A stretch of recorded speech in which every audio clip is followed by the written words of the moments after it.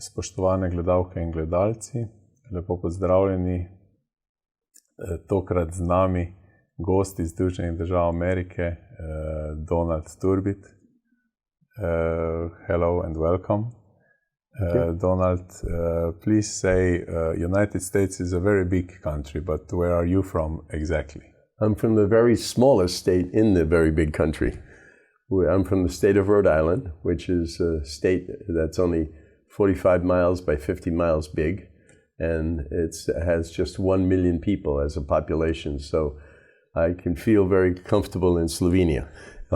And I just came back from Latvia, both countries having less than 2 million people, so it's kind of the same idea. We're in a very small country here, but I'm in a very small state at home. You're a lay missionary. Can we say that? Yes, I'm a lay Catholic missionary, which is very unusual. If you're a Protestant, there's a lot of lay missionaries, but in the Catholic Church, there's very few people. But I've been blessed that Renewal Ministries sends out lay Catholic ministers all over the world. And could you please tell us how is the situation now in the United States? Because we know that after the financial crisis, donations went much down. I think the middle class was hit the most with this housing bubble. That's true. I mean, as far as finances go, we've been through the rocky storm as a country, and we seem to be coming out of it economically. We seem to be doing better, but that's from the perspective of the people that are working. There are still a number of people not working or underemployed. They have only a part-time job instead of a full-time job. So, the people that suffer are still suffering, but there's less now than before. And it has affected donations, I know, in general for Christian churches and for Catholic churches, but we've been blessed. Renewal Ministries is a very unusual group of men. Dr. Ralph Martin is the head of Renewal Ministries. He's a layperson that has never basically been supported directly by the church. He's always been able to earn his own support. He's a professor at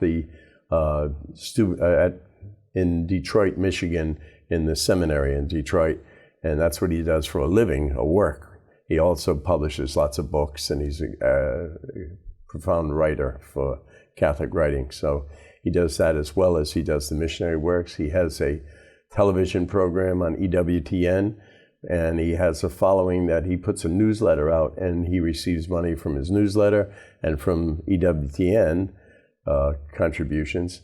And with all of that, he has a board that just allows him to be free. He doesn't have any attachment to money, and he just allows people like myself to have a budget to go around different countries in the world. I usually visit about 8 countries a year, and I'm one of a dozen men and a few women that work with us. My wife normally works with me, and there's a few of us as couples, but mostly men that go around and doing this mission work, and we report back to Renewal Ministries, and he basically sponsors all of this, Ralph does, along with Peter Herbeck, who also has a radio program and some television work, and they finance all of what we do, which is really remarkable. And because I think of their great dedication, the finances have been working for us more than most charitable organizations. People are still donating to Renewal Ministries, and it's been a great blessing to work with them. It's just I'm walking in my dreams. I'm blessed beyond whatever I expected to be blessed in my life, and it's mostly because of Ralph Martin, Peter Herbeck, and Sister Ann Shields, who run Renewal Ministries. They've been a great blessing to me. And how would you describe renewal? Because we know it's not a typical movement. There are many movements in church, like for the last 50 years. Yes. But how would you describe renewal? Well, renewal, charismatic renewal, is unique in the sense there is no leader. Every other movement in the church has a founder. Like right now, I'm beginning a men's ministry, an international men's ministry. I'm the founder of that, and I'll always be the founder. But in the charismatic renewal, there was really no founder. There was a a retreat where some young people in college experienced the powerful work of God, and they just gave it away to anyone that wanted to receive it. And at the beginning, back in the the late 60s and the early 70s, just literally millions of people caught the fire and didn't have any particular group to go back and say, well, it's because of this group. It was because of the Holy Spirit. The Holy Spirit is the founder, and he's the administrator of the charismatic renewal. And there are now some organizations that are part of the charismatic renewal, but there's still, it's a unique movement of the church, which has had a good effect, but unfortunately in the United States was never really brought in as an important movement of the church. And most of the clergy still reject the charismatic renewal. And I think that's where some of the problems in the church lie, in the fact that God came to us in a unique way, in a very powerful way, back in 1967, and said, you need the gifts of the Spirit, you need the power of the Holy Spirit, and here it is. I'm going to pour it out on the whole church, and you need to experience this stuff. And at first, some priests, of course, did take it, and lay people jumped on it, young people especially at the beginning. But then, when time went by, the young people got older, and the older and older people were involved in the renewal. But the church never really got behind it. They always accepted it. We were always, not rejected completely from the church, was thank God for that. But you were to meet in the basement of the church, not in the church.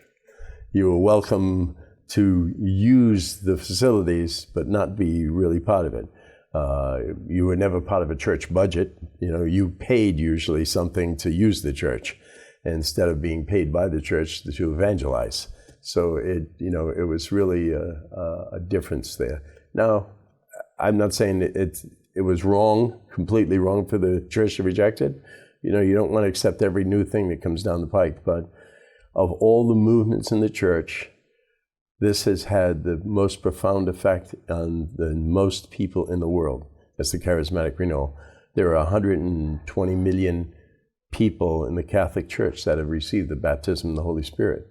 And, and the Pope has certainly accepted it, Pope Francis right now. But, generally, most of the priests don't want to be involved. And that's, I think, hurt the renewal greatly. One of the things is the renewal is always criticized for not having some very weak theology and having lay people do all this work, when they don't have a real good background for it. And my complaint is, well, send the priest. Let's have the priest come to the prayer meeting and give us some guidance if there's a problem with it.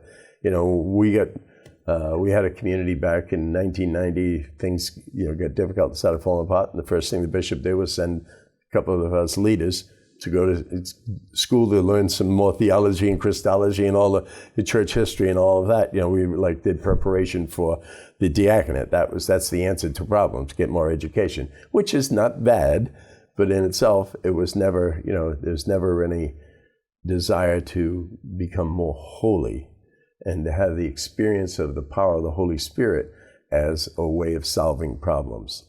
And I find it a difficulty in the church still today.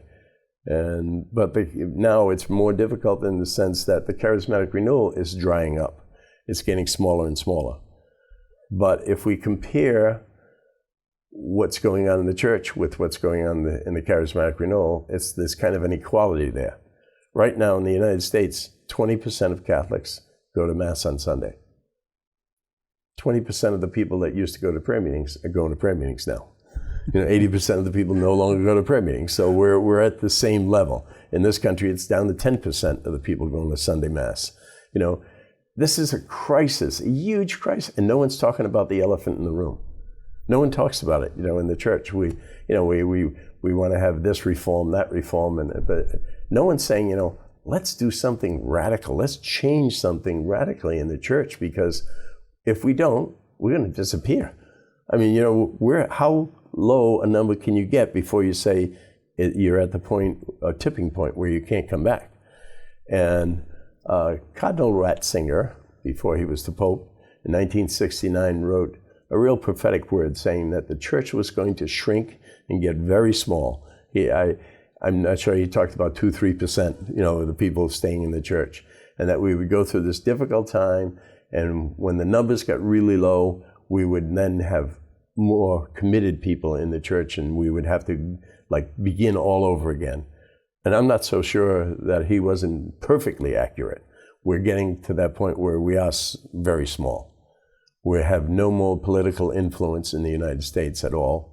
No one listens to the Catholic Church. There was a time when someone wanted to run for president, they always made sure they had the Catholic vote. Now they don't care because most Catholics don't go to church anyway, so they're not going to listen to what a priest says because they don't hear him. And the people that go to the church, they don't particularly listen to what's going on. And many of the religious priests and nuns, they voted for Obama. And, he may be a wonderful person, but he's for abortion. He's for gay marriage. He's for all the things that the church stands against. And yet people in the church stand with him, which to me is totally insane. We just passed the law in the Supreme Court of the United States that we can have same-sex marriage. There are 5 Catholics out of the 9 judges in the Supreme Court. 3 of them voted for having same-sex marriage, and not one of them was asked to excommunicated from the church. Why not? Why not? It's certainly a public scandal. It's certainly against Catholic teaching, and yet we don't have the hierarchy in the church doesn't take the responsibility seriously enough to say, this calls for excommunication, And I'm not a theologian in the sense that I have my doctorate degree in that at all, but some of the things we do just don't make any sense to me. And the average Catholic looks at it and says, well, it doesn't make any difference what we do.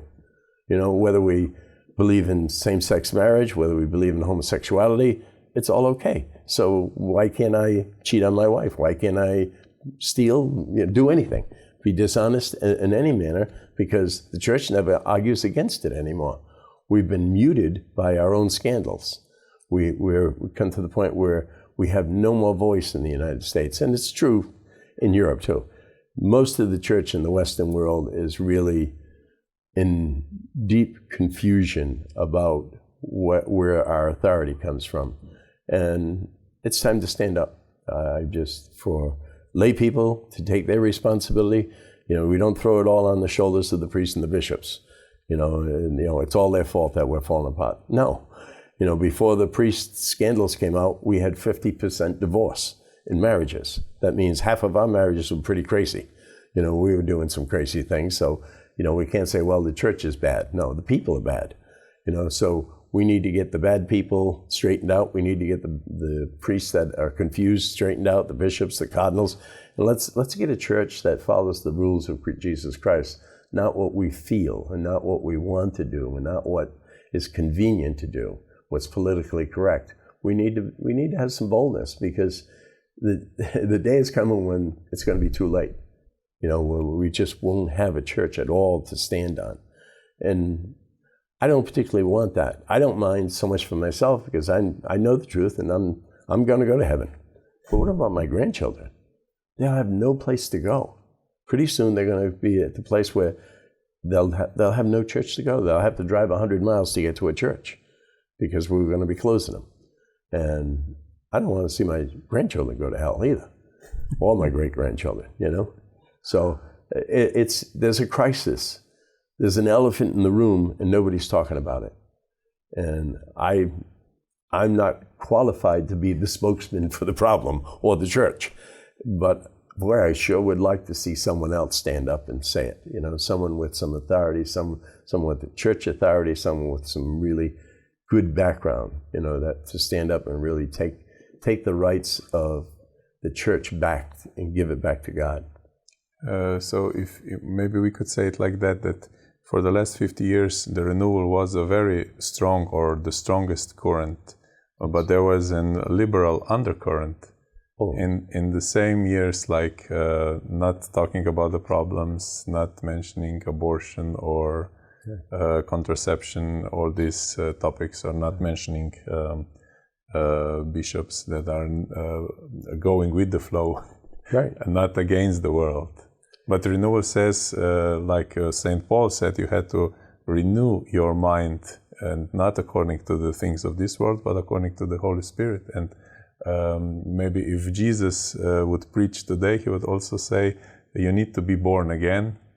Oh, absolutely, absolutely. You know, I mean, it's the preaching. I mean, there's no doubt that in my mind that he said we must be born again in order to enter the kingdom. Now, that doesn't mean we have to be a charismatic to get to heaven.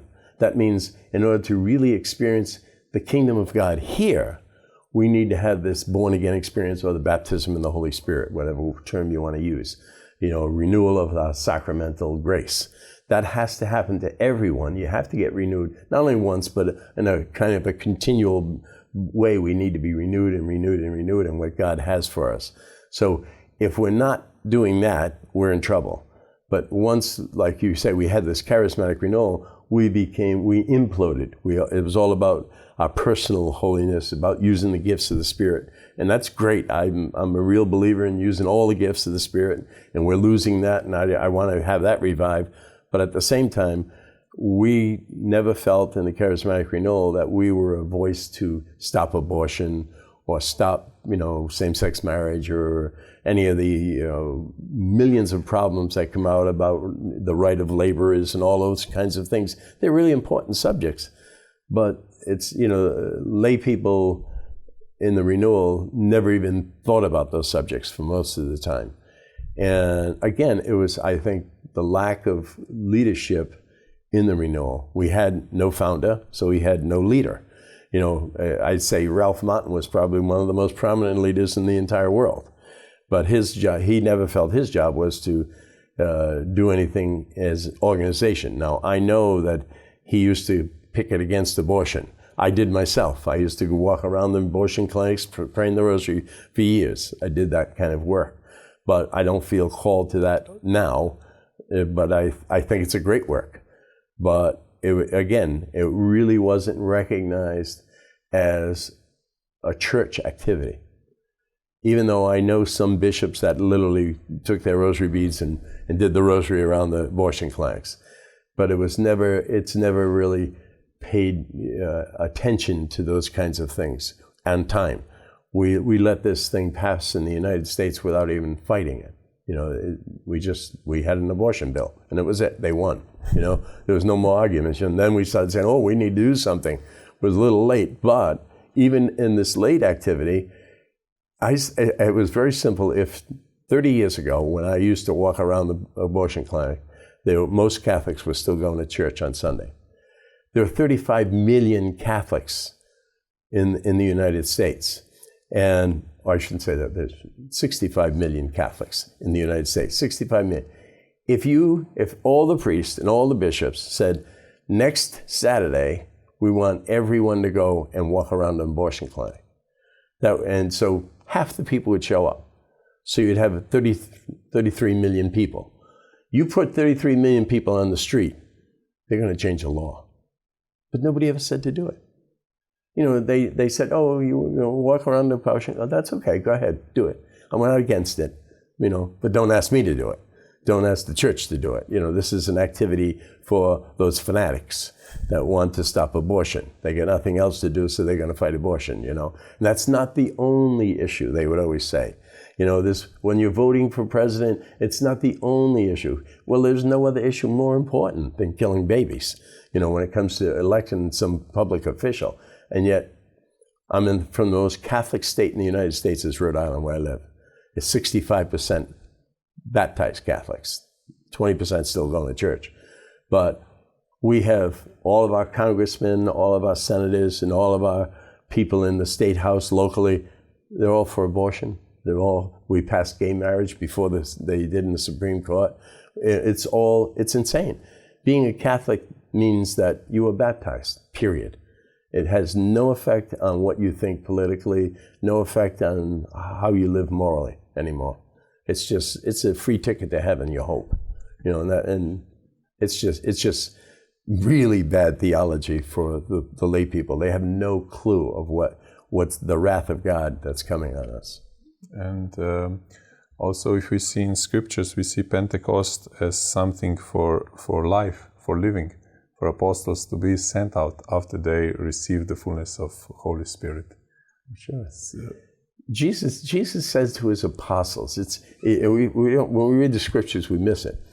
He said to his apostles, now, in a few days, you're going to receive the baptism in the Holy Spirit. Now, wait in the city until the power from on high comes on you. Now, he was talking to a group of men that had already gone out, healed people, cast out demons. You know, they were with him for 3 years. They knew all the religious stuff. They had a spiritual director who happened to be God himself. You know, they had all this preparation for 3 years. And he says to them before he leaves the earth, he said, don't go out and mission work. Don't do any mission work because you're not ready yet. Why aren't we ready yet? Because you need the baptism of the Spirit. Exactly that. And then when Pentecost comes, the very first Pope in his very first sermon says, we all need the baptism of the Holy Spirit. He said, you need to have the Holy Spirit. That's the first thing he said. So the first Pope's preaching is about the baptism of the Holy Spirit, and yet nobody talks about it anymore. It's like, oh, that's nice. No, it's necessary. It's not nice, it's necessary. It's absolutely so important to us to really have an experience, a personal experience with God. If we miss out on that, you know, I'm not talking about going to heaven, going to hell. It's got nothing to do with salvation. It's got to do with operating in the power of God, having the ability to evangelize. It's pretty tough to evangelize someone if you're not excited. And the word enthusiasm, the English word enthusiasm, in the middle is theo. It means the excitement of God. You know, you need to have God's excitement inside you in order to say, hey, let's go to this prayer meeting. When I first got involved in the prayer meetings, I was back in 1970. In 1970, people that talked about prayer meetings, like, they were all excited, jumping up and down and saying, wow, people pray in tongues. Like, that was the biggest miracle that I ever heard of. I went to Catholic schools. I never knew anybody could pray in tongues. This was like wild, a real wild thing. It was exciting. So people literally by the thousands where I live would go to prayer meetings every week because they were looking for something new and something exciting. After a while, it became somewhat mundane. Again, we fall into that just in the flesh. But for me, it's always been exciting. I've been blessed for the last 45 years to be on fire with this thing, because when I get a little less on fire, I go to a conference, I'll preach and pray with people and see 10 miracles in one night. How can you not be on fire? But, you know, if people say, well, that's you have this, you know, gift, you can go around and do mission work. Well, let me tell you, it's for everyone. It's just like Jesus said, and the first Pope said, this isn't for us, this is for everyone to experience. If you want to be excited, go to places where it's exciting. Go to conferences, go to prayer meetings, be on fire with the Holy Spirit. And it's up to you individually, not up to some organization to make you excited. And the experience is just the beginning. That's it. It's just the beginning. After that, you need to serve in a community, and all the gifts that you received are for other people. That's right. Also, because we have a problem now here in Slovenia. People are used to go to church. Now people are used to go to prayer meetings. They take a little bit longer, but then they go home and then still wait for another meeting, and they are not really a part of any every week service or like a prayer group, or they are not involved in new evangelization. They are not sharing their testimonies anymore.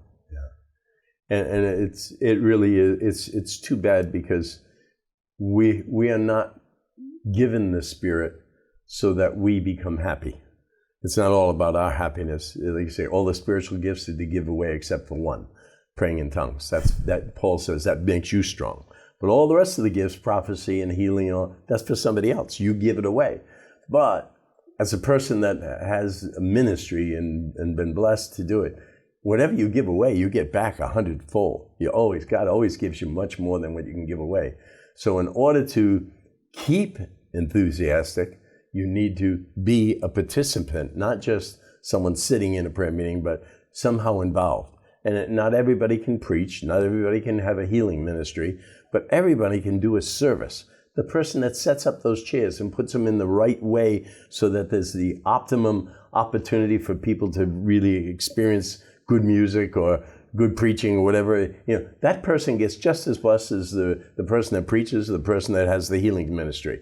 But if you go to a prayer meeting week after week after week and you absolutely do nothing, you're really going to get nothing. And eventually you've got to get, and some people don't have a lot of the outlandish gifts. Everyone, of course, can say, oh, I'm an intercessor. Means I won't do anything. I'm going to tell everybody I pray, but I don't even pray, So you don't want to look for the job of intercessor, but you want to be able to speak to people at least and give counsel. Everyone has the right to give counsel to somebody else and encouragement, the word of encouragement. The gift of the Spirit, one of the gifts is encouragement, the word of encouragement. Everyone has the ability to encourage someone else. Now, I can encourage. I was a firefighter for 20 years, so I meet a firefighter comes to the prayer meeting. I go right up to him and encourage him because we can have something to relate on. If you're a janitor, you go talk to another janitor. If you're a school teacher, you go talk to the school teacher that comes.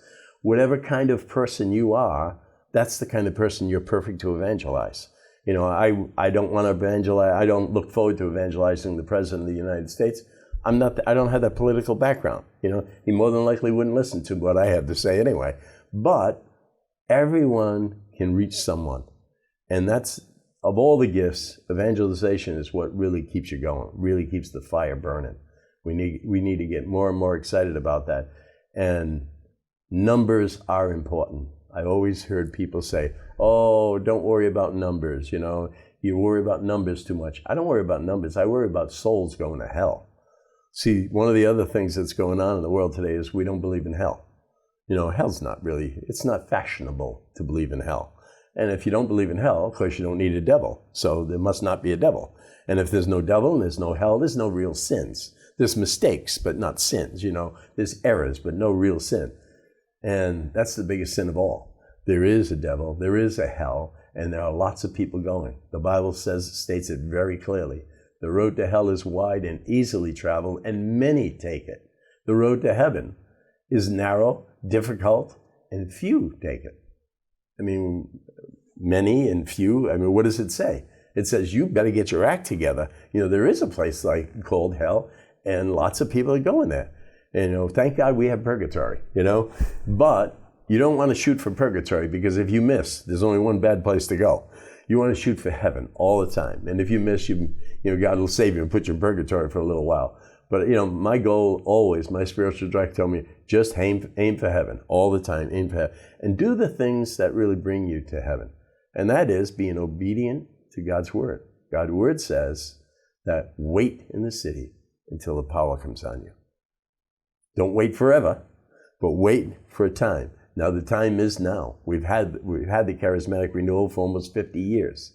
And yet there's so many people that still don't know about it in the world. Catholics that have no clue of what the Catholic charismatic renewal is all about. It's just such a shame. We're so tied up in our little petty problems in the church, problems in our own life, that we don't realize there are lots of people desperate to hear what we hear and what we know from God. And are also in the United States are very few men in churches, and 20% of men and 80% of women. Now you're on my favorite subject, not to talk about almost, but it is. The crisis in the church is a crisis of men. Thank God we have women in the church. We wouldn't have a church or it'd be gone. The church would be just disappeared. Half the men that are in the church are only there because their wife dragged them there. And that's the truth. That's the truth. The night before last, I was in a church, and the church was full. There's over 100 people there. I think there was 90 women and 10 men in the church. Last night, the church wasn't full, but there were about 140 people in the church that I was at. And there were probably 120 women and 20 men. And this is almost common. This is a little worse than what it was. It used to be 80-20 or 70-30. Now it's getting closer to 90-10. It's really getting desperate.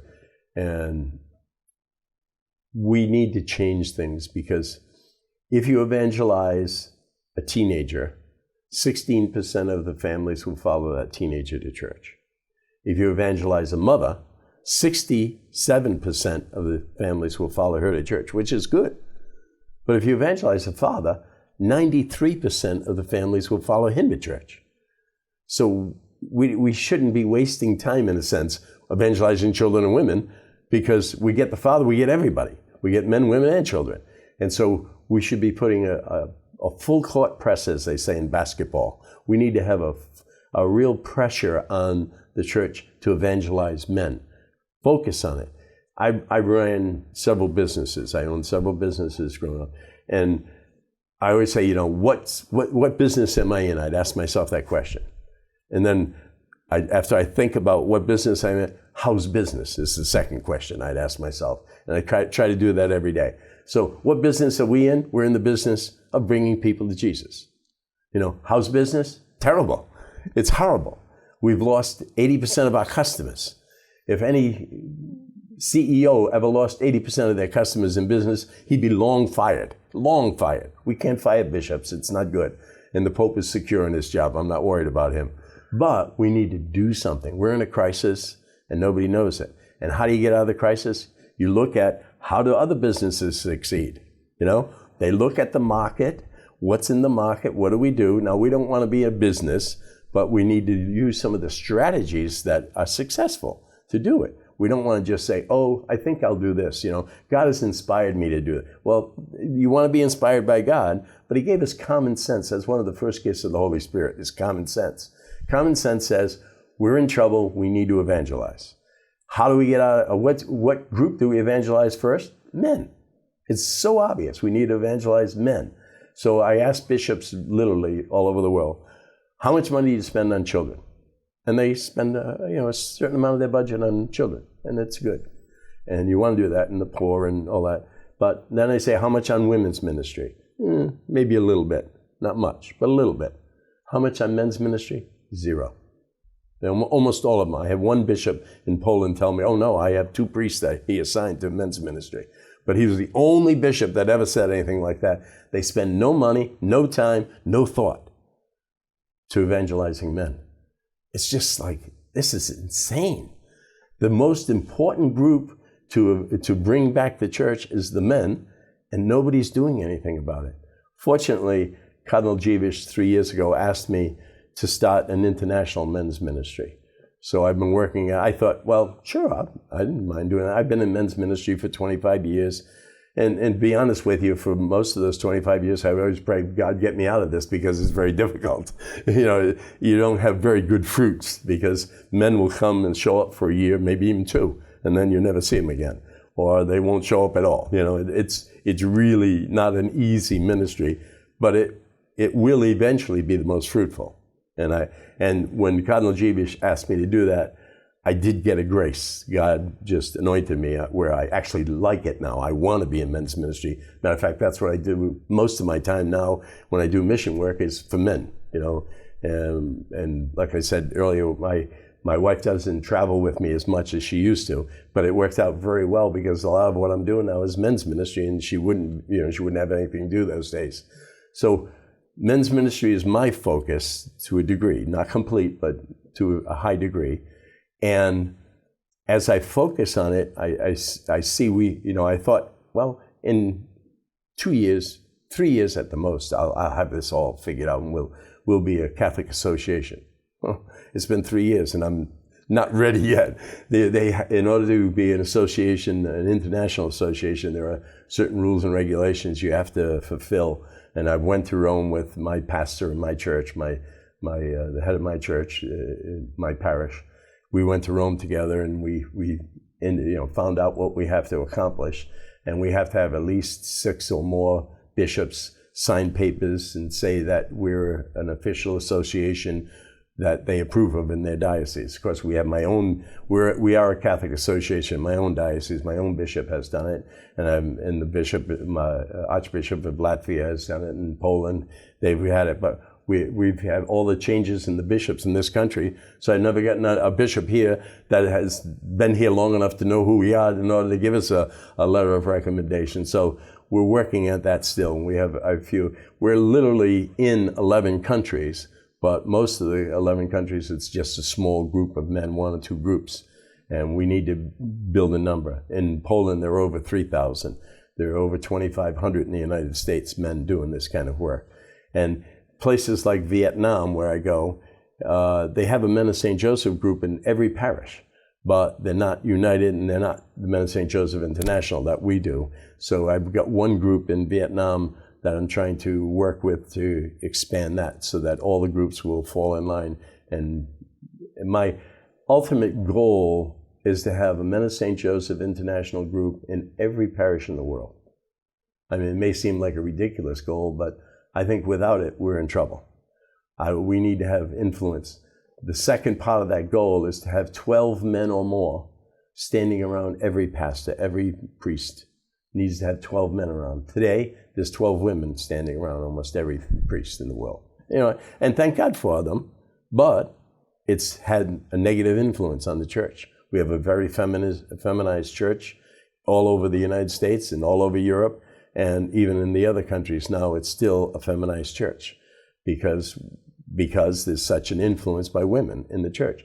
And women should have responsibilities, women should have an influence, but it's supposed to be headed up by men. And that's the way it works. That's the way Christ set it up, and that's the way it worked for hundreds and hundreds of years. But in the last couple of 100 years, it's become a feminized church. And not just Catholics, but all the Protestant churches in the same place. They have just as many women.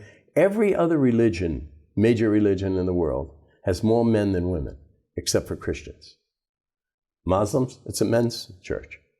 You know, Buddhists, Jews, more men go to temple and Jews than women. And that's God's plan for the church. And it was the way the church ran for so many years. Now it doesn't run that way. Now it's more influenced by women. And as I used to say, how's business going? You know, business isn't going all that well. You know, so what do? We need to make a change. We don't want to throw women out. We're not anti-women. We're just for men taking their position, taking their responsibility. You know, God has given men many gifts, but one of the things he gave us that isn't a gift is laziness. Men are somehow naturally lazy. They don't, you know, if there's a way of not working, they'll find a way not to work. And women are just the opposite. They are not lazy. They are very aggressive. When they see there's something missing, they run in and they take care of it. And that's what's happened with most of the families in the Western world. Women are now in charge of the families because men just sit and watch this stupid television. And the women have to do all the planning and all the work with the children. All the religious instruction is usually done by mothers. Mothers do it, not fathers. It's completely backward. I asked a lot of priests when I go around the world, especially in Europe and all, in the United States, where'd you get your vocation? Probably 80% of them say to me, my mother, my grandmother. Very rarely will it hear my father. Very rarely. That is heartbreaking. Because most of us should have a career because of our fathers. Our fathers should be the major influence in our lives. That's God the Father is in charge. The Father is supposed to be in charge of influencing our lives and our families. But most fathers just aren't there. They're either divorced and absent, or absent and still there, sitting in a chair, doing nothing. You know, we need to take our responsibilities seriously. There's a difference between being the head of the house as a Muslim and the head of the house as a Christian, as a Catholic. Most Muslims are there, the head of their house, and have great respect in their homes. And I like that. But as a Catholic, we're servant leaders. We're not tyrants. We don't rule over our house as a tyrant would rule. We rule over our house with love. We serve our family. And because we're such good servants, our family loves us and respects us and honors us as the heads of the house. If you're not a good servant, you don't deserve God's love, or you don't deserve your family's love. So we need to become good servants. And that's what the Men of St. Joseph tries to teach. when it comes to family life, that we're servant leaders of our homes. We have a book called Signpost, and it's written, it's just about to be printed in Slovenian language. We have it in several languages now. And in that book, there's a reading from Scripture and a reading from the Catechism, and some questions that the men have to answer. But it's not a big theology class. It's very simple life kind of questions. You know, how would you react if in your office somebody was harassing you about being a Catholic, you know? And there's just some questions to answer. And we have basically two goals for Men of St. Joseph. One is, first one, most important, is a personal relationship with Jesus Christ. We have to be dedicated to Jesus Christ and have that personal relationship with him. Once that's in place, then we work on a second goal, is have a good relationship with another Catholic man. Most men in the United States want to have a best friend. Most men in the United States don't have a best friend. And we provide an opportunity. We don't peer everybody up, but when you're in this group over time, you start to have more and more friendships with these men. We do other activity. We only meet once a month. When I put this together, there were some basic problems in men's ministry. One was time. No, men always say, I don't have enough time, I can't do this, I've got my family, I've got school, I've got work, I've got this, and that. Always 1,000 excuses, I don't have time. So I asked the Lord, what do I do? How do I fix that? And the other thing was, when we evangelized men into men's ministry, we'd advertise in the church bulletin. Men 50, 60, 70 years old would show up. Nobody under 50, you know?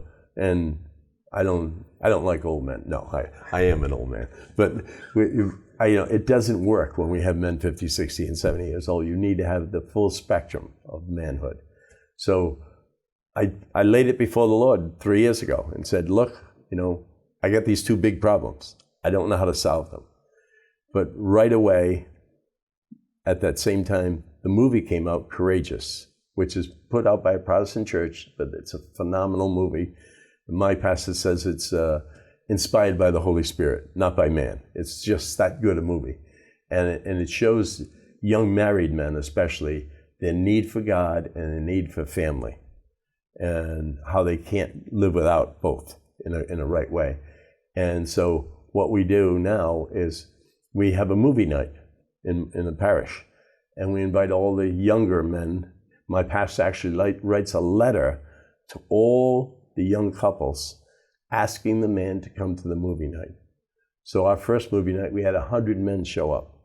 And out of that, 40 men made a commitment to come to the meetings for the Men of St. Joseph. And we've done that a few times, and we've got almost 100 men now that are committed to our group just in one parish. That's what we want for all the parishes. But the other problem was the time. How do we do it? And the Lord spoke to me and said, he died and rose again in 3 days. 3 days is 72 hours. I love numbers, by the way. I of all the schools, anything in school I like mathematics, not anything else. So when the numbers come to me, I know it's anointed by God. So he said, 72 hours. If you give me 72 hours a year, I'll give you a resurrected life in Christ. I said, good. How do I do that? And it became very simple. Once a month, we go to a 2-hour meeting. Just once a month. That's 24 hours a year, not a week. 24 hours in a year. And then once a year, we have a conference every year. We get all the men from the diocese together, and we have this conference. We'll have some speakers. It takes 6 hours during the day. We'll have a lunch together, and we'll take 6-hour meeting. And then once a year, which is critical, is we have a retreat, a men's retreat, weekend retreat. We go away for 42 hours. 16 of those hours you can sleep, so it's not that hard. So you're away for 42 hours, and we teach. Initially, we'll always teach about receiving the baptism of the Holy Spirit, and then we have other teachings for men that we go on that go to the second and third retreats. So we teach there, and we find that's the most life-changing experience. Most Catholic men have never been on a retreat in their life. So we get them on retreat. It has a radical effect on their lives usually. And that's, if you had 42, 6, and 24, 72 hours. And that's all that's required, no more. Now, we do more things, and men eventually want more and more and more. We have a hard time keeping up with the desires for what we want. When I go home, we're going to be having a big picnic kind of thing in someone's backyard, and all the men with their families will get together, and we'll have a great day in the sun. And we do other events like that with spontaneous things we get together and do. They're having actually an extra conference in my parish. We're just they're having it this weekend when I won't even be there for it. But so we have lots of other activities, and the head of the group, especially in my parish now, he's always on the internet, always sending emails. Pray for this, do that, or someone had a family member pass away, we go to the funerals and all that stuff. So all those kinds of activities happen, but they're not required activities. They're optional. So men never feel pressured that they got to do more than 72 hours a year. And most of the men can handle that. And it's pretty hard for a guy to say, I can't give you 72 hours a year. So their excuses are pretty lame when it comes to that. So we think we've got a formula that's going to work.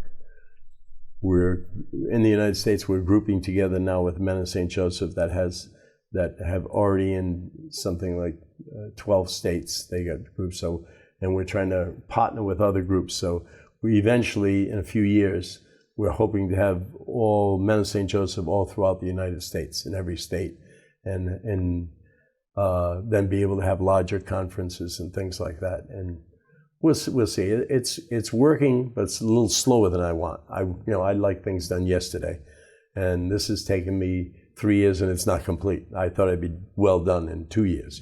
So we're working at it, but I've seen men's lives change now.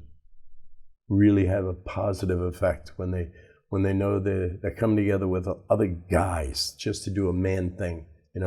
They feel really comfortable, because most men walk into church and say, look at all the women, look at all the children. This isn't for me. If I really want to hold on to my masculinity, I don't belong in church. I was a firefighter for 21 years. Firefighters look at themselves as tough guys. It's just part of the culture in the city. And I know when I went to my first prayer meeting, I almost didn't go back, because I was looking around seeing, all these women.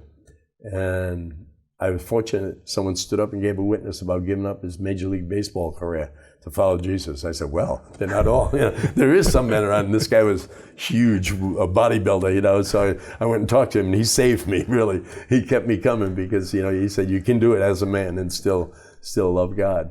Because it was really a struggle for me. And I'm just an average guy. And average guys don't feel comfortable in feminine situations, So it's all these things we have to learn from the world and apply in a spiritual way, an atmosphere that is going to encourage evangelization, just the way we greet one another. Most really committed Christians will hug each other. In the United States, you do that to a guy, and right away he's going home. He's not going to stay. So you have to be prudent in the way that we even do these kinds of things. So it's a learning experience, but I believe God is willing and able to teach us if we'll only listen. And the first thing for me is, listen up, church, we need men. Listen up, church, we need men. What are you doing about it? What are you going to do about evangelizing men?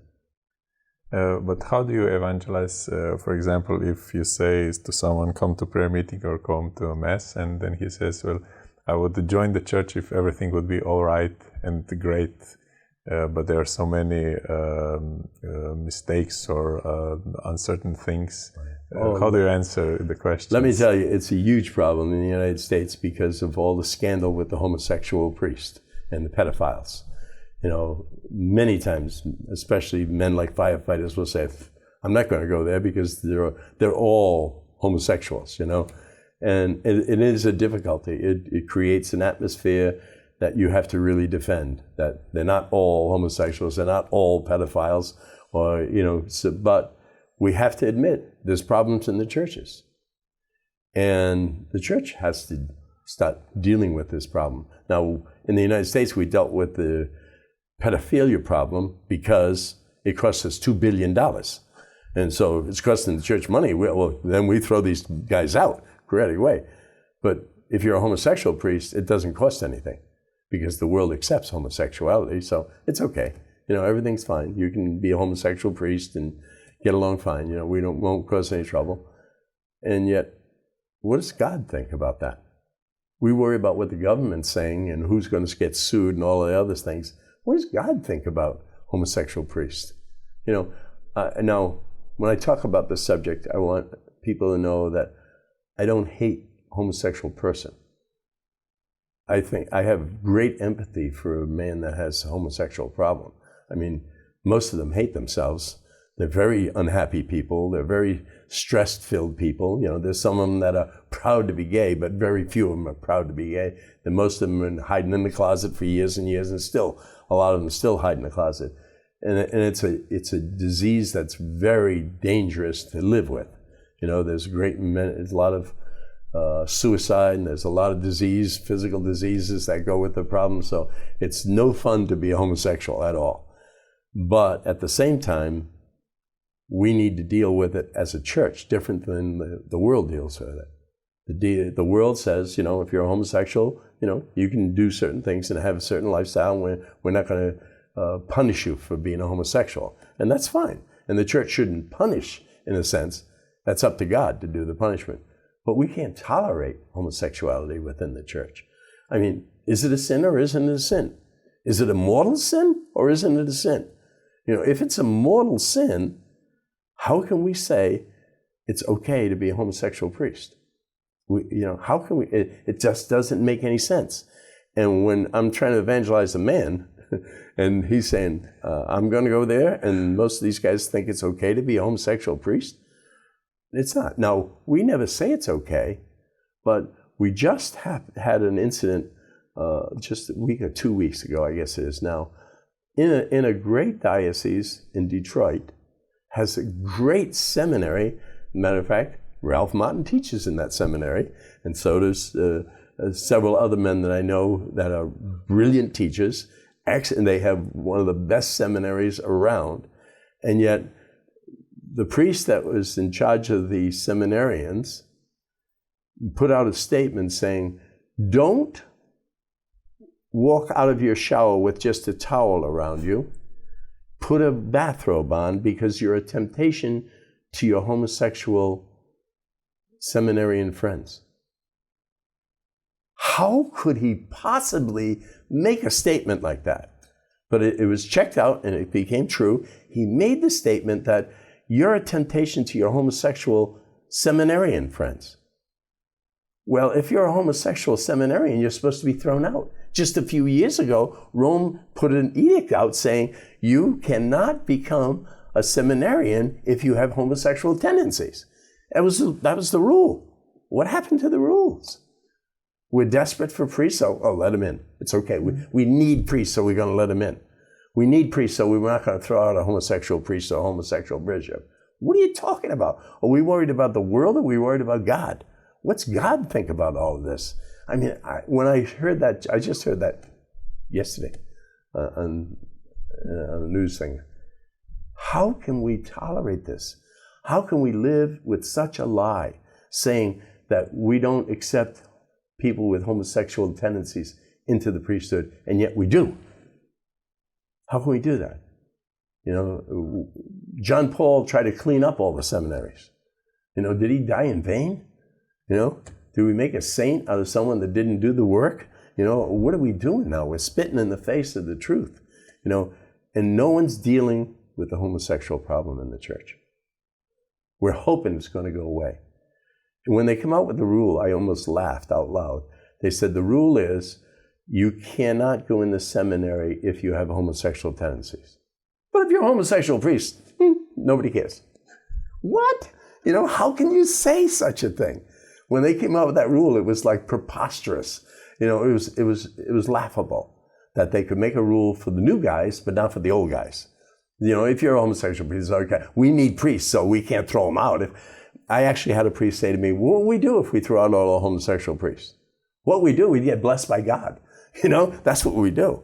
And nobody's saying that. No one's saying it. They're afraid to say it because there are homosexual priests and homosexual cardinals, and with all of that going on, if you say something as a priest, you're going to be put out into pasture somewhere and have the worst parish in the diocese. So it's threatening to them. But what happened to the martyrs? Where are the martyrs in the church? Where are the men that are in the clergy that are going to stand up and say, I don't care if you kill me, I'm telling the truth. We never get an expose from a priest about the church anymore. I counseled a priest in Poland one time, and he had been raped by a priest when he was a boy. And he suffered, a lot of mental problems because of it, and ended up having to leave the priesthood. He became a Protestant pastor. I saw him later, and he actually wrote a book about his experiences and named me in the book, which it doesn't help me in the Catholic Church, but he named me, and no one did anything about it. He named the priest that raped him, and he's still a priest. He had to leave the priesthood because mentally he couldn't stand it anymore.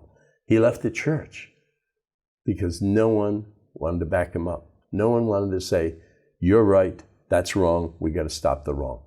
They're not stopping the wrong. And what's happening? How's business? 20%, 10%? How's business? If we lose all the priests, we're going to be in trouble? We're in trouble now, with or without priests. We're in trouble. Why not face the music? Why not face the reality that the church is either going to be holy or it's going to disappear? Either we're going to be obedient to God or we're going to be in a tragedy. And we're moving toward tragedy. And that's not the only problem, and that's not, there's lots and lots of problems in the church, but that's the elephant in the room right now. That's the major problem that we're facing that no one's talking about. And somebody needs to do something. I'm not qualified, but I can see it. I can see it. And I know if I speak about it publicly like I am right now, it's probably going to have repercussions on me. I won't be welcome in some places. But, somebody's got it modded. Somebody's got to die for the cause, somehow. Maybe if you could tell us something more about the Word of God or the Scriptures, if you focus on that for your evangelization, or where do you get the materials? Most of the material has to come from the Word of God. And we use the Catechism too, because the truth is, most Catholics have never read the whole Bible. A lot of Catholics have read the New Testament, but not the entire Bible. I recommend, we have in the United States, we have a 1-year Bible. They don't have it in every country, but it's 365 days you read through. And if you should miss a day, just miss the day and keep going. If you want to go back, go ahead, but don't, it takes 15 to 20 minutes. They have a new Catholic version out that's really good because it has a little saying of the saint of the day at the beginning of the readings. Then they have an Old Testament and a New Testament reading. And in 365 days, you read the whole Bible. I've been doing it for 25 years or more. So I've read the whole Bible 25 times, I've missed some days, but I make up for it later, And so that's just my reading. Part of my prayer time is my reading of the Bible. And then you have to read the Bible if because I'm in ministry, I need to study the Bible more and more. And so I encourage men, read the Bible, just read it. And they say, I don't understand it. You read it and you will understand it sooner or later. You get inspired by God, and you're actually taught to read the Bible first, then read commentaries later. So you get an understanding from the scriptures that God speaks to you. And then you can read a commentary and get a more learned understanding, but don't read the commentary first, then read the Bible. Read the Bible first, then read the commentaries later, so God can speak to you, because there's so much richness in the Bible we could learn for 100 years what the scriptures mean. And then no one has read the Catechism, no lay people. The laymen never read the catechism. Most men don't even own a catechism. Most people will have an old Bible in their house, but they won't have a catechism. So when we evangelize men to the men of St. Joseph, we encourage them to go out and buy a catechism, go out and buy a Bible, and actually read them. We don't. When we go through, we have the book we have has 52 lessons in it. So it only has 52 or more, because sometimes you have 2 readings from the Bible or 3, and then 1 or 2 readings from the Catechism. So you're not going to read the whole Bible or the whole Catechism just reading our book. But it gives you, hopefully, a taste for it. And it shows you how it actually applies to life. Most people read the Bible, and it's just Bible stories. But what does that mean for my life, you know? When the Greeks came to Jesus and asked, you know, to talk to him, what does that mean? You know, why is that in the Bible? You know, maybe God's telling you, that we need to seek Jesus in the same way they did, and not, you know, and persist until you get the chance to have a one-on-one with Jesus. And how do you have a one-on-one? You learn how to pray. You know, so here it is, a lesson in the scriptures about Greeks, and all of a sudden you're realizing, hey, I have to have a prayer life. You know, and so there's a million lessons in every single paragraph of the Bible. So we want to get people to read it and start to be influenced by it. And most of the teachings that I give are scripturally based that I want to do. I don't consider myself a scripture scholar, but a lover of the word. I am. You know, that's all I can say. You know, scholarly things that it was not my gift. You know, I like mathematics. Give me numbers. You mentioned the prayer life. Do men like to pray rosary or praise and worship? They have songs or? Very simple. None of the above. Men, it's the most, of all the things I try to teach men, prayer is the most difficult. And it's usually the time excuse, you know. And because they've never experienced God in their prayer time. You know, and I love it because you go to some of the Catholic retreat houses in the United States, and they're doing New Age stuff. You know, they're doing massage therapy, so you feel the presence of God. No, you don't. You feel the presence of somebody's fingers on your back. You know, it's massage therapy rather than contemplation. You know, because they don't know how to contemplate. They've never reached, union with God in any way. They can't give it away. You only can give away what you have. So the men come to prayer. And they pray, like I did for a long time when I first came to renewal. Your prayers go up, hit the ceiling, come back and hit you in the head. Because you know they're not getting to God, you know, in your heart. You don't feel the presence of God in your prayer time. It's very hard. And my experience was I would feel God's presence in a prayer meeting. So I always wanted to go to a prayer meeting because I could really feel God's presence there. And then go home and pray for an hour and nothing, you know, dry bones, you know. So I found it very difficult, and I think most men would agree. That's the hard thing to do. It's easy to do a lot of other things, to go out and work, but to sit still and hear God. And one of the things is the church doesn't teach enough is we are supposed to hear God in our prayer time, not just talk to God. He's supposed to talk back. That's the big surprise. Is, hey, he wants to talk to you every day. He wants to talk a lot. If you're in a conversation with a very important man, you want him to do most of the talking, as a matter of fact. Well, God's the most important. So when you go to prayer, you should be listening actually more than you're talking. You know, and you can listen through reading scripture.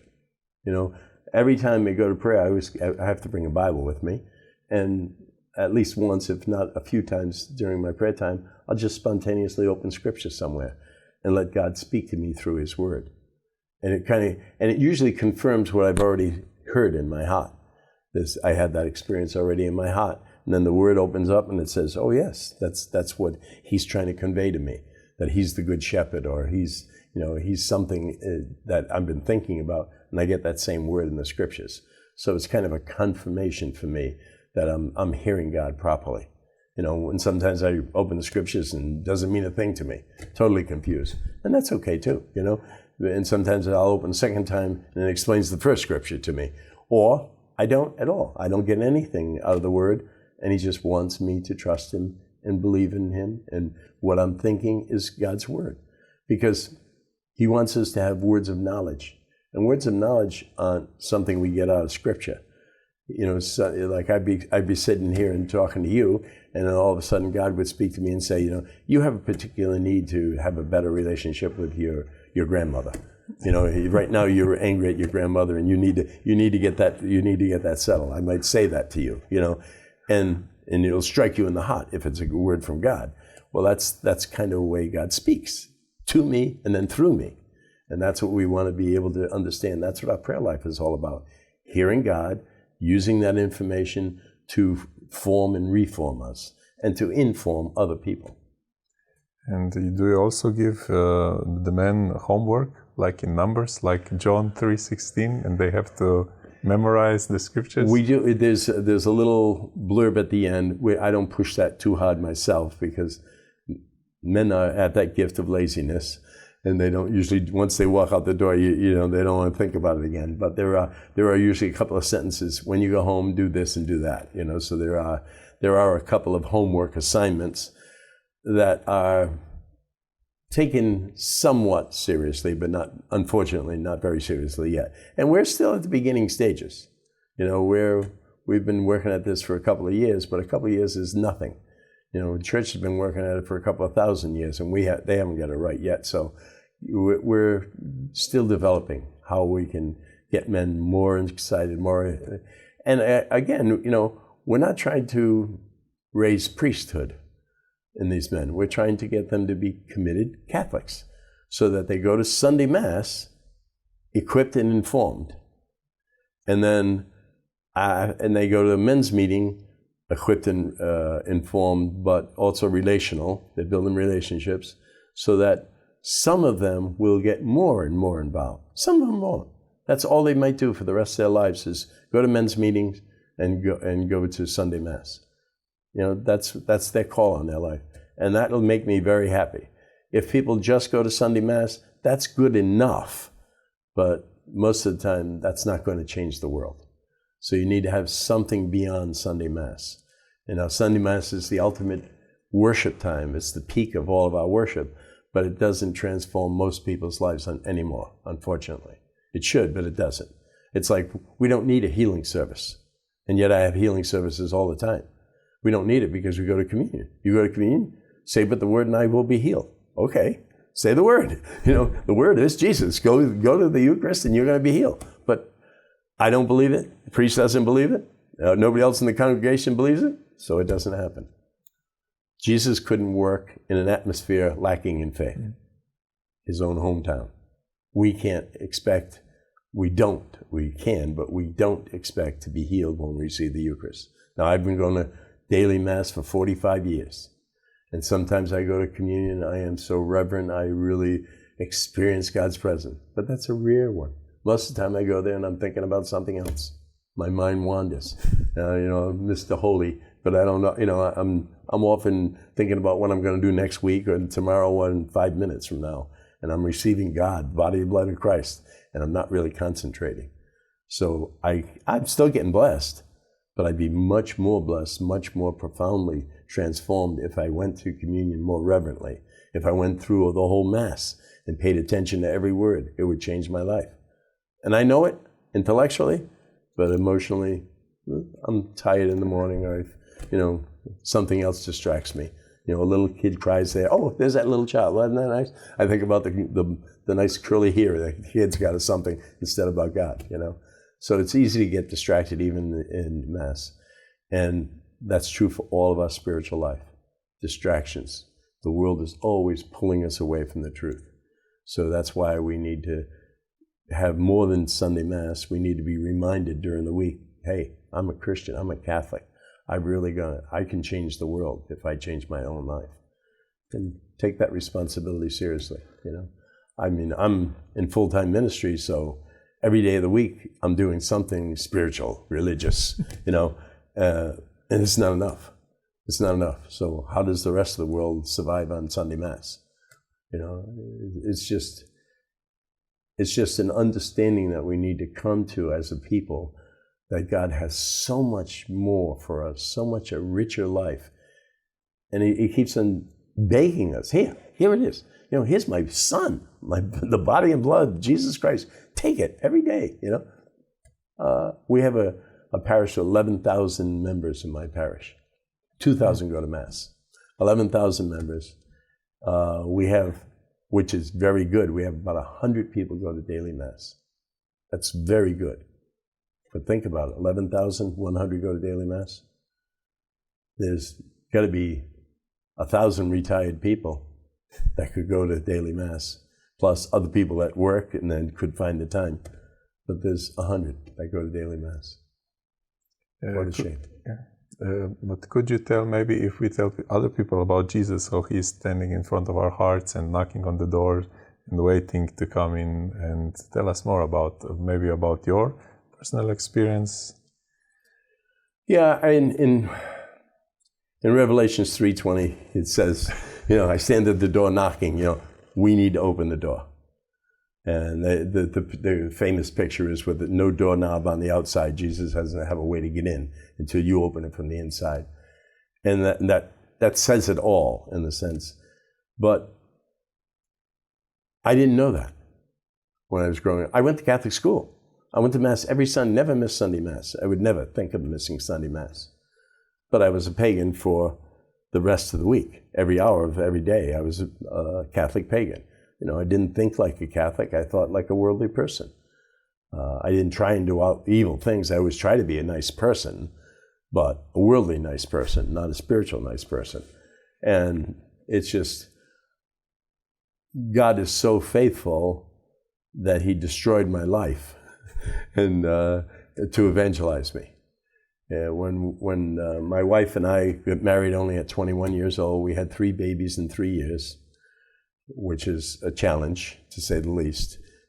My wife got pregnant on the first day of our marriage. And so 9 months later, we had our first child. Another 9 months, about 12 months went by, we had our second child. And then about 14 months went by, we had our third child. We had 3 babies in diapers. And I was not a happy camper. I thought I was going to have 50 children, and because I wanted to be, I didn't want to practice birth control because I was a Catholic. But no, we had Billings method. We didn't have the natural family planning that they have now. So it was panic time. It was a very difficult time in our life. And when we were 25, we bought our own home. We moved into our own home, which was a really big deal. My wife is a nurse. She was working at the time. And when we bought our home, she cut down to part-time working, but she was still working part-time as an operating room nurse. And I was a firefighter, and I was working 2 different jobs. And it was a matter of work, to make money, to pay the mortgage, and to keep ourselves alive.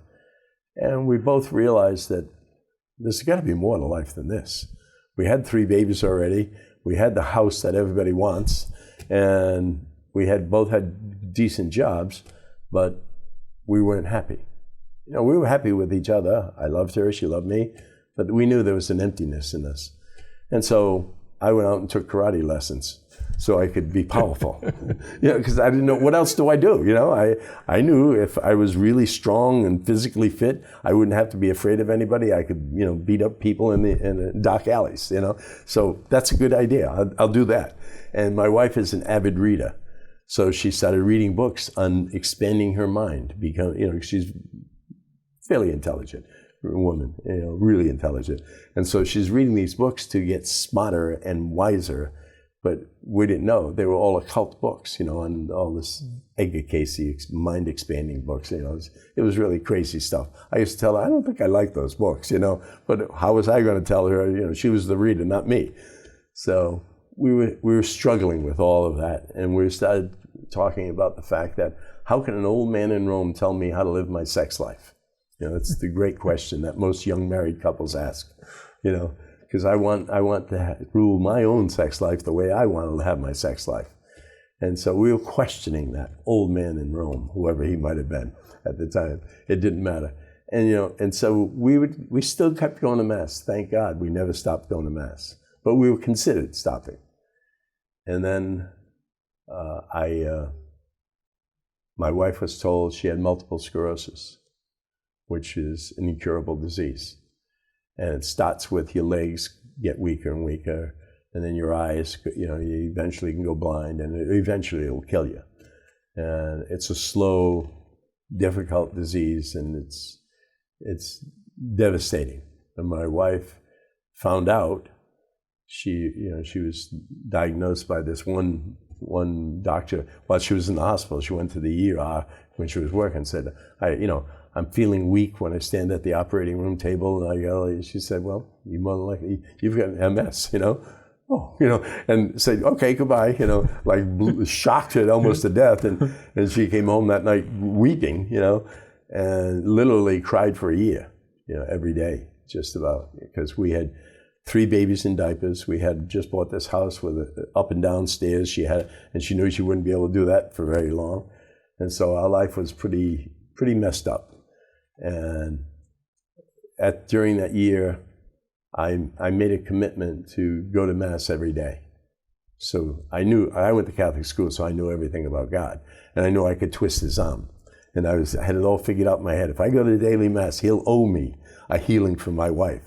It's not the best theology in the world, but it worked for me at the time. It got me back to church. So I started going to Mass every single day. And I told, for 1 year, I'm going to do this, God, then you owe me. And during that year, I also invested in some stock market because my desire in life was to be a multimillionaire. And so I made a fairly sizable investment for me in some stock.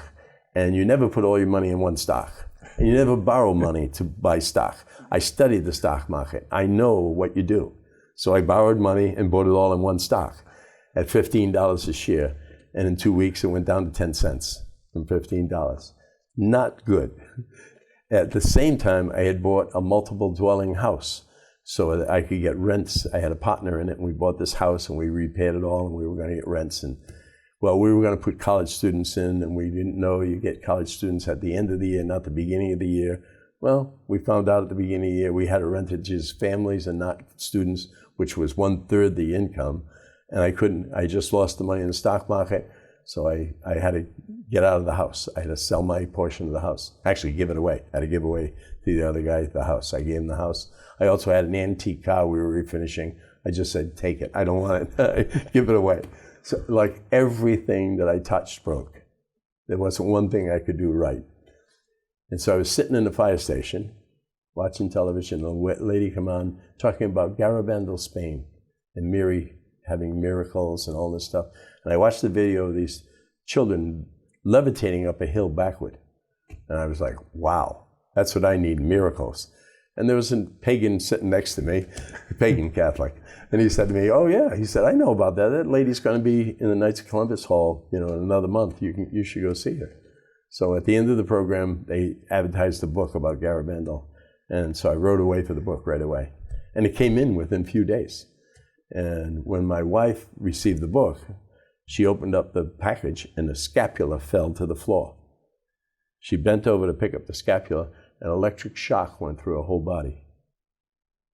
And she put the scapula on, and she just wanted to go to church. She wanted to pray. All of her faith that she had been losing and struggling with just came back instantly to her. She just was on fire for God. And she started praying for me to get the same experience, that I would be on fire for God. And so I was still going to daily Mass, but just as a rule, to influence God. And within weeks of that, she had to go to a doctor's appointment with several doctors, taking care of several patients in the local hospital that all had MS. So she went through a series of 13 doctors examined her for her MS. And at the end, they said, you must be in remission. We can't find anything wrong with you. So when she put that scapula on, she had faith, but she was also healed. And so now that gives you a profound effect. It's like God just didn't knock on the door lightly. He kicked the door in, in order to get me to open my door for his heart, So it was like we need to find God in a desperate way. And right around the same time, my wife would come to me with Mass, not every day, but when she could, with all 3 little babies. We'd have them put them in the first row of the church, and we go to Mass. And the priest came by and said, if you want to get involved, you should go to these charismatic prayer meetings. And I said, thank you. No thanks. Those are the crazy people that pray in tongues. I'm not going to do that. The very next day, a religious sister walks across the whole church, comes up to us at the end of Mass, says, if you really want to get involved in something, you should go to these prayer meetings. As it turns out, I said, well, let's go. We went that way. Both the priest and the nun are only going to one prayer meeting in their life. I go, and I'm going for the rest of my life, But I've known the priest years after. He's a really good man. He's just retired as a priest, too. But he was really the instrument, and she was the instrument from pushing us over the edge. But when I went to my first prayer meeting, I knew I got to do this for the rest of my life. As much as I rejected the fact that there were all these women, the guy that saved me in that first prayer meeting, and then when I went home, I dreamt. I don't remember the dreams well, but I remember dreaming something about prayer meetings, waking up in the morning and saying, I'm going to do this for the rest of my life. I just knew this was something I needed to do. Because I saw people that talked about Jesus like they knew him. I never heard a Catholic do that. I heard Protestants talk about Jesus like they knew him, but not Catholics. This is 1970, and people didn't do that. So it was really a life-changing experience for me. And we get prayed over for the baptism within about 3 weeks. And again, that was a powerful experience for me. I had like 30 days of miracles, one after another. I mean, it was just literally every day I'd see some kind of a miracle. It was just my whole life radically changed. And that's an experience a lot of people have when they first come to the Lord. They get these miraculous things, and then it kind of calms down, and you're just like, I want more, I want more of this ice cream. But then you have to just learn to grow with the Lord. But I'm just so blessed. I've always been blessed by God in ways that, like Paul says, how can I have to preach. I have to preach. Woe to me if I don't preach. It's just, God, if I give him 10 cents, he gives me back $10. How can I not give him my 10 cents worth? It's too miraculous. My life is just too miraculous. I have no right to get what I do get from the Lord. I don't deserve anything. I don't deserve life.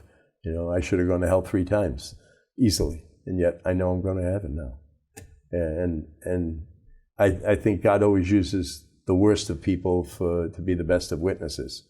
If someone like me can give their life to Christ, end up going all around the world preaching the gospel, anybody, any fool can do it. Any fool can do it. It's just such a miraculous life, and it's there for everyone. And I just say, when I was a boy, I grew up in a Catholic school. We had 50 kids in our class. We had a big class. And you say, I was probably number 48, 49, or 50 as far as being good. I was at the bottom of the barrel. So, I mean, all of these other kids should have been ahead of me in line, And I was desperate. So I took it. All I can encourage people, get desperate. Have your life get ruined, It's the best thing that could ever happen to me, So probably would have been smarter if I did it without the desperation, If I gave my life to Christ earlier, it would have been a little smarter. But even if you're dumb, you can give your life to Christ. He'll provide if you say yes. So I've been fortunate, and my wife and I both had conversions experience at the same time. So we've been able to minister together for all these years, and that's a blessing that most men like working for Renewal Ministries. There's only one other couple that do what I do. It's mostly the men that go around, and my wife is well equipped. She can preach better than me. She prays with people and sees more miracles than I do, and she's much better at everything. So I just go along with her, and it works. Yeah. And now we've come to the end. If you could please just pray for the people that are watching on television. Yeah, I'd love to. Whether you're desperate or whether you're completely comfortable in your Catholicism, I want you to know there's more. Shivech, much more. And God wants to release His power and His grace into your life, transform you, allow you to use all the gifts of the Holy Spirit to make a difference in the world, to be able to evangelize our families, our friends, to bring people from going to hell to going to heaven. This occasion, this day, could be transforming not only for you, but for many people if you just say yes to Jesus. I'm not telling you what kind of life He's going to have for you, but it's going to be a good life, a better life than you have now. He's going to enrich you in every way if you say yes. Father, send your Holy Spirit right through these cameras. Send your Holy Spirit to everyone that's watching this. transform their lives, bring them into a new union with Father, Son, and Spirit. Mary, we ask your intercession as well as Saint Joseph. Intercede for us. Ask the Father, the Son, and the Holy Spirit to bless and transform us. In Jesus' name we pray. Amen. Amen. Thank you very much. You're welcome. Thank you. It's a peace. It's been a very pleasure to be with you. And we hope we see you soon. Very soon. Very soon. To je bilo zaenkrat vse od nas, spoštovane gledalke in gledalci. Naj zaključim še z Božjo besedo, preroka Izaija. Mar ne veš ali nisi slišal? Gospod je večni Bog, stvarnik koncev zemlje, ne omaga in ne opeša. Njegova razumnost se ne da raziskati. Omagujočemu daje moč, onemogljemu povečuje vzdržljivost. Mladeniči omagujejo in pešajo, mladci se spotikajo in padajo, tisti pa, ki zaupajo v Gospoda, obnavljajo svojo moč, zdigujejo trup kakor orli, tekajo pa ne opešajo, hodijo pa ne omagajo. Hvala, da ste bili z nami. Nasvidenje. Amen.